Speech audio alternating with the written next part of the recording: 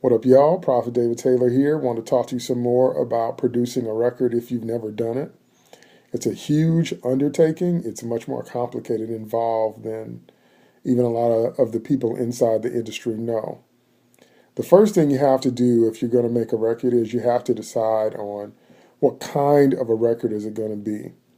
For example, it could be a concept album where you have a general idea or theme and all of your music is written and arranged to fit that theme, or it could be a concept album that tells a story.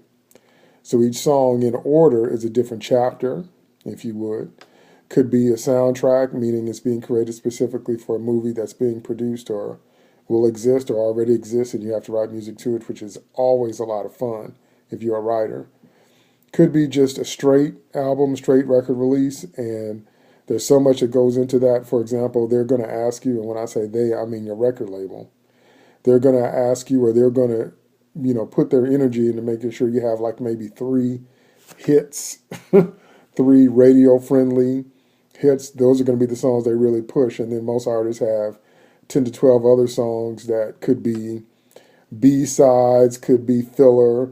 I guarantee you that at least 2 to 3 of them are going to be repeats of the hit songs with just a little tweaks. It's going to be the same song with just a little tweaks, thrown in. It's amazing.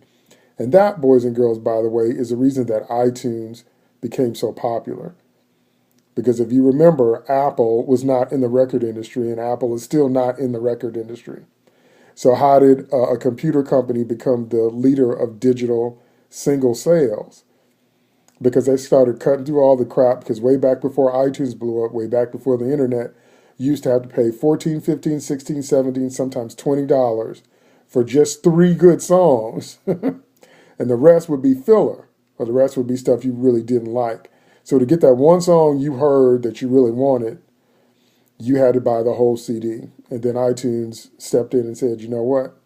Let's give people these songs one track at a time. And then all of a sudden it became a singles market over time.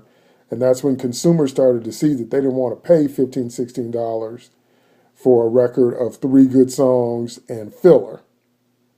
So that's why with my record, I'm actually doing a couple of different gospel genres so that I'm trying to make every song as good as possible is what I'm going to try to say. And of course, each song is not going to be as popular. You already know that.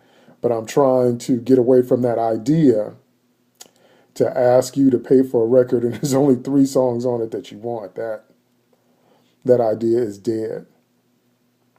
So yeah, so I'll tell you more as we go along. But if you're a producer or you're an artist, you got to think about what kind of record do you want to put out there, and then if you have a label, most of the time they're going to be really concerned that your record has congruence with your image.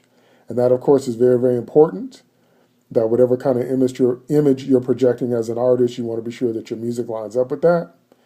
But what can happen sonically sometimes, depending on who you have produce it, is the music can all start to sound the same.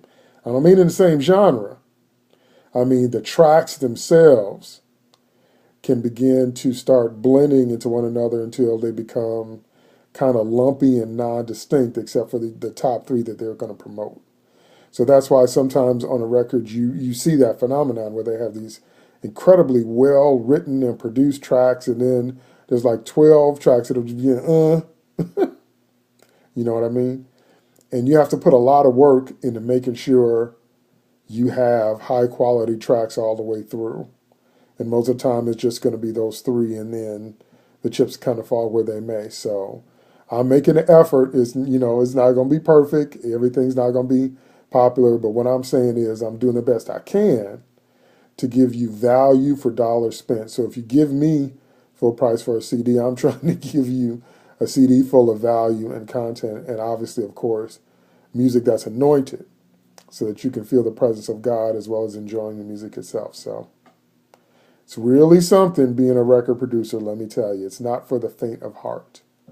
All right, that's it for today, or that's it for now. Post some more videos later. Later.